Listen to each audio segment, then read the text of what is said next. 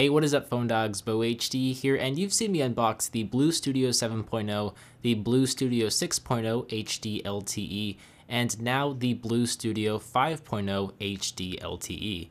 This device is also fairly mid-range as it is equipped with a 5-inch HD IPS display, Qualcomm Snapdragon 400 quad-core processor clocked at 1.2 GHz with 1 GB of RAM, a 13-megapixel rear-facing cam and a 5-megapixel front-facing cam, a microSD card slot expandable up to 32 GB, and of course it has 4G LTE this time around.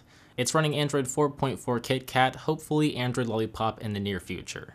But all we have to do to open up this box is simply slide off the top cover and we'll find the BLU Studio 5.0 HD LTE sitting right on top.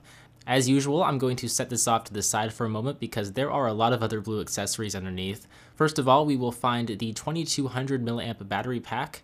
Underneath that is the BLU wall wart with USB port on the end of it that works in conjunction with the included micro USB charging cable here. There's also an included set of earphones with removable tips, and it does look like you can make and receive calls with this headset, so that's always nice. As with most BLU products, there is a white protective case included here with the BLU Studio 5.0 HD LTE. There's the user manual underneath that, and there's even a screen protector included in here, so once again, it's very nice to see all this stuff included with the purchase of this phone.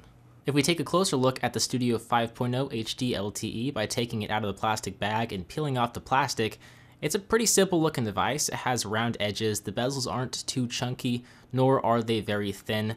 Definitely not as thin as the Studio 6.0 HD LTE. On the left hand side, we will find nothing but the volume up and down controls with the power sleep on off button on the right hand side. There's a 3.5mm headphone jack up top and a micro USB charging port down below at the bottom.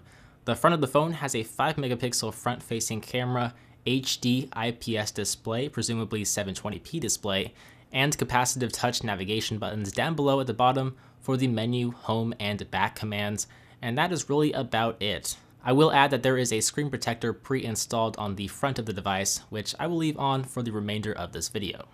On the back of the Studio 5.0 HD LTE is the 13-megapixel rear-facing camera and flash, and a speaker port down below. A simple BLU and 4G LTE logo is embedded between the two, but that's about it. The phone as a whole is made of plastic. I do like how the edges are bowed in a little bit so they aren't completely flat. It does help me grip the device a little bit easier, but it still is plastic, so there's really nothing special about this hardware. Before we power on this phone though, we do need to pop in the battery pack. We can do this similar to the other BLU products I took a look at by popping off the plastic back cover and popping in the 2200 mAh battery. This is also where you'll find the SIM card slot and the micro SD card slot as well. In terms of software though and how well the phone performs compared to the BLU Studio 6.0 HD LTE, there's definitely less lag. I mean, the quad-core processor doesn't have to push as many pixels since the display isn't quite as high resolution, so it appears to be faster and the animations are much more smooth. The display really isn't that bad though. I mean, yes, you can see pixels, and it's definitely not the most vibrant or colorful display in the world, but you know, it's a budget phone with a budget-friendly price tag of $200 off contract. It might even look slightly better if you take off the screen protector. I did leave it on though for this video since I took it off for the last BLU product I took a look at.